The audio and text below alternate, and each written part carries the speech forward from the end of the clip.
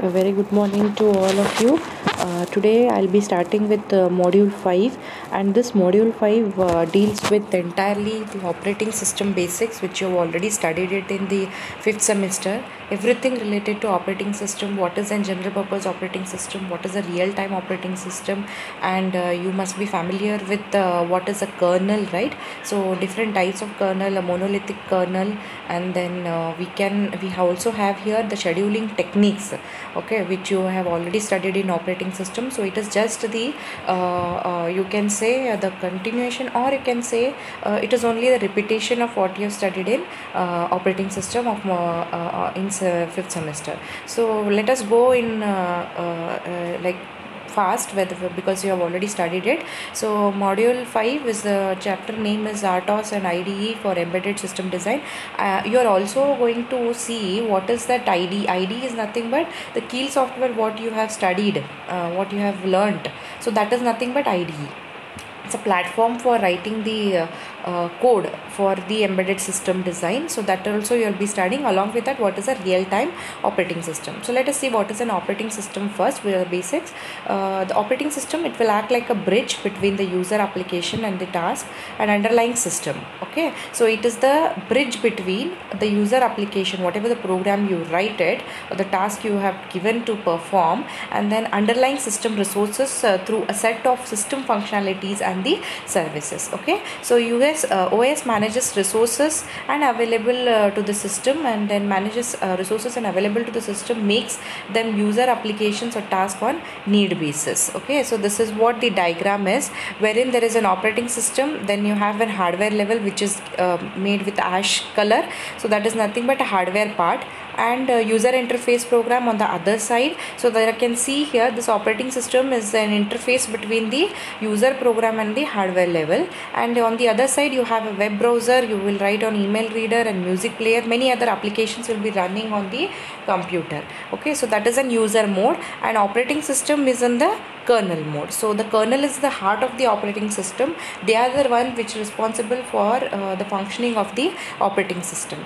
So the primary function of operating system is make the system convenient to use. That is the first function. Organize and manage the system resources efficiently and correctly. So that are the two main functions of any operating system. Okay, so here you can see there are a number of user applications on the other side. Then you have number of kernel services to be provided by the operating system, and then you have an underlying hardware. So application programming interface, that is APIs, are written between the user application and the kernel services, and they are converted into device driver interface between the kernel services and the underlying hardware here. So what are the different services provided by the kernel? Are so many are there. So it has to handle the memory, it has to handle the process. So suppose imagine that for your operating system there are n number of processes who are waiting in a queue. How we are going to manage those processes? Then the time management. So how are you going to allocate the time to each of the processes? And file system management and IO system. So if there are a number of IOs connected, and if they have to handle with the files, then how they are going to handle? So these all services are provided by the kernel. Okay, so this is the architecture of the operating system, and these are the two functions of the operating system. Now let us see what is the kernel. So the kernel is the core of the operating system, as I said. So it is responsible for managing the system resources and also the communication among the hardware and other system services. Okay, so it is going to be the core of the operating system, and it is the one who is going to manage the resources of the hardware, and also it is going to manage the IOs. Fine. So kernel acts as an abstraction layer between the system resources and the user application. That's what I said here. This is going to act like an abstract between the user application and the underlying hardware, right? So kernel contains a set of system libraries and the services. Let us see one by one. So for general purpose OS, Okay, we are not talking about RTOS now, we are talking only general purpose OS. The kernel contains different services, like as I said before, it is a process management, memory management, file system management, IO management. If there are any secondary storage memory, then that is also managed. It has to do the protection also, time management, and also the interrupt handling. So these are the number of services provided by the kernel. Now let us see what is the kernel space and the user space. The program code corresponding to the kernel application are kept in a contiguous memory, OS dependent of primary memory, and it is protected from unauthorized access by the user program or application. So you have already studied this, I feel, and many a times I have told in this subject also that kernel has its own instruction, it has its own applications. Okay, so those all will be stored in some part of the memory, and they are protected. Okay, and they are protected, and they are only OS dependent, and they will be stored in the primary memory. Primary memory means it can be ROM. Okay, and it is protected, then the memory space at which the kernel applications are stored or the kernel code is stored, that space is called the kernel space. Very simple. So all other user application are loaded to a specific area of primary memory, and this memory area is called the user space. As simple as that. If you have written any program, they will be stored in a space called user space, and the partitioning of the memory into kernel and user space is purely the operating system's job. Okay, and operating system is with the virtual memory support loads the user application into its corresponding virtual memory space with the demand of paging technique. Virtual memory is nothing but if it has a cache memory, so it will be storing those user application in the cache memory like page wise. Fine. So most of the operating system keep the kernel applications in the main memory, that is nothing but ROM. So even if you switch off your PC, the kernel applications are still intact in the main memory, and it is not swapped into the secondary memory, as I said earlier. So monolithic kernel, what is this monolithic kernel? All the kernel services run in the kernel space. So all the kernels are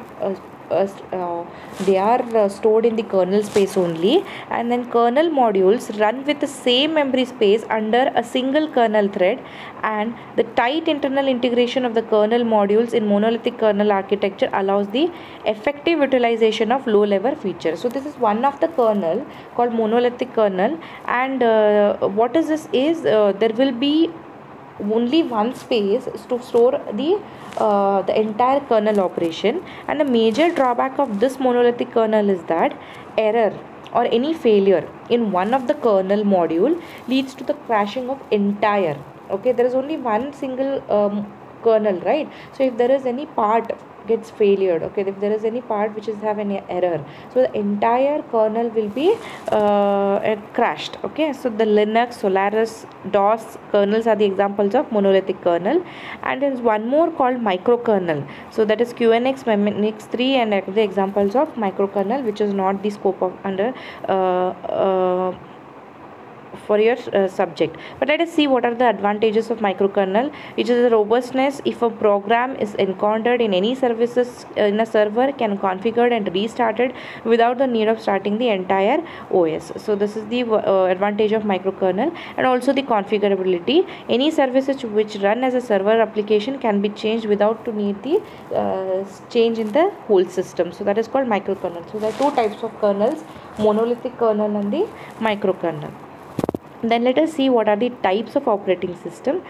Depending on the type of the kernel and the kernel services, purpose and the type of computing system the OS is employed, and they are classified as, so there are number of factors the operating system depends is that is the kernel and what services the kernel are going to provide, for what purpose the operating system is used, what are the different applications for which this operating system is used. So the number of factors on which the OS depends, and there are two types of operating system, one is GPOS and RTOS. So this is nothing but general purpose operating system and real time operating system. So general purpose operating system, this we have already studied in the module 3. So this is the operating system which are deployed in the general computing system, and the kernel is more generalized, contains all the required service to execute the generic application. So there are number of services present in this operating system which are used to execute any general application. So need not to be deterministic in execution behavior. So it is not deterministic, it is not fixed. Okay, so major may inject random delays into the application software and thus cause slow responsiveness of an application at unexpected times. So obviously since it is a general purpose operating system, it is not restricted to one application. So the number of applications to be executed, so there will be a delay in the execution of the program at unexpected times. So usually deployed in computing systems where the deterministic behavior is not an important issue.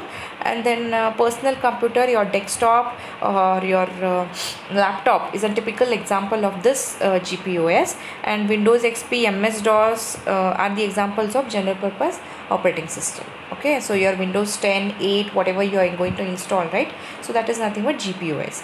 Now when in specific to real-time purpose operating system, it is an operating system which are deployed in the embedded system for a particular application which is going to demand a real-time response. Real-time response means it has to be on time. Okay, there shouldn't be any delay in the output. So that is nothing but the real-time response. Deterministic in execution behavior consumes only a known amount of time for the kernel application. So obviously for any application which is running on this embedded system should have the time bound, and it has to execute within that duration only. So implements the scheduling policies here for executing the highest priority task for the application always, and implements the policies and the rules concerning the time critical allocation of the system resources. And different types of operating system are Windows CE, QNX, VxWorks, Micro C, OS2 are the different examples of the RTOS. So here in RTOS the scheduling is very much important. Then allocating the time to each of the processes is very important, and then after allocating the time it will be executing according to the scheduling techniques. So this is the RTOS. Then what is a real-time kernel? What happens, what is the job of the kernel in real-time operating system? So the kernel of real-time operating system is referred to as real-time kernel. In complement to the conventional OS kernel, the real-time kernel is highly specialized, and it contains only the minimal set of services required for running the user application task. So it will contain the less services compared to the GPOS. So GPOS has to perform has to execute many generic applications, right? But here it is going to be specific. So only few services are provided by the kernel here. And the basic functions of any real-time kernel are, first one is the task, either task or process, both are same. So process management, process scheduling, process synchronization also is very important. And if there are any errors or if there are any exceptions while executing the program, then it has to handle that. Then memory management, interrupt handling, and also the time management. So these are the functions of the real-time kernel. So let us see what is a real-time kernel task or process management. So it deals with setting up the memory space for the task. First, that is the first thing. Loading the task, the code into the memory space, allocating the system resources, and setting up the TCB. This is one of the block allocated with the kernel called TCB, is nothing but task control block for the task, and task process termination or deletion. Okay, and then task control block is used for holding the information corresponding to that particular task, and TCB usually contains the following set of information. Okay, so what is this task management or process management is? Imagine that you have one embedded system and you are running one application program on it. So that application program is nothing but called as task. That task, whenever you introduce that to your embedded system, it will first allocate some memory to that task, and that task will be loaded into that particular memory location. after allocating this memory or after loading this task into the memory, then a number of resources. Now for example, a simple program where you want to add the two numbers, what are resources you require for it? You need registers, some of the temporary registers, and you need an adder. So these all resources will be allocated to your task. Then after that, there is one block called task control block, and this task control block contains following information. I'll be telling you all now. So this holds the information about that particular task which is stored in the memory. Let us see what all is present in this TCB. First is task ID. What is a task ID? Each of the task, when it is taken into the embedded system, is provided with a number. So identification number. So that identification number is put into this task ID location. Then after that, what is the task state? So the number of state for the particular task or the process, so which I think you have studied it in operating system. So it is ready or it is running, okay, if it is waiting or if it is blocked or it is completed. So the number of states of the task, so that is stored in this location, that is state task. Then what is the type? So indicates what type of this task is, and task can be hard or the soft. Hard real-time task means the response has to be within the duration mentioned. Okay, so suppose it has to finish, the real-time task has to finish within 15 milliseconds, then it has to finish within 15 milliseconds. So such processes or the tasks are called hard real-time task. And if it is a soft real-time task, if there is any delay, it is fine. So that is what I had told you in module 3. Example for hard real-time task is your airbag system in the car, and soft real-time system is nothing but your ATM, so automatic teller machine. So what is a task priority? So whenever any task is taken into an embedded system, all of them are provided with the priority. So those priority number are stored in this location. Then task and context pointer. This is the pointer for context saving. Context saving is nothing but, suppose you're using any stack memory locations in this task. So there is a pointer called context pointer that will point to the location for the context saving. So it will store the pointer, the address is nothing but address. Then task memory pointers is the pointers to the code memory. So you have stored the task in the memory, right, where it is stored. So that memory location is stored in this pointer. So what are different pointers you have? Pointers to the code memory, data memory, and stack memory for the task. Okay, so these are the pointers. Then task system resource pointers is the pointers to the system resources, that is semaphores and mutex. So I think you have studied it in OS. We'll see later if it has come. So used by the task. And the task pointers are pointers to the other TCPs, TCBs of the preceding or the next or the waiting task. So those all will be stored in these location, and any other parameter relevant to the task parameters. The parameters and the implementation of the TCB is kernel dependent, and the TCB parameters vary across different kernels based on the task management implementation. Okay, so this is about the TCB. So it contains different ID, priority, then pointers, then what is the task type. Okay, and these all will contain into TCB. Then what is the task or the process scheduling? So we have seen what is the task management. Now let us see what is the scheduling. So it deals with sharing the CPU among various tasks or the processes. So suppose there is a single CPU and there are 4 tasks to be performed on the CPU, then how do you going to perform? So you have to allocate the CPU one by one to all the 4 tasks or their process, and the kernel application which does this is called the scheduler.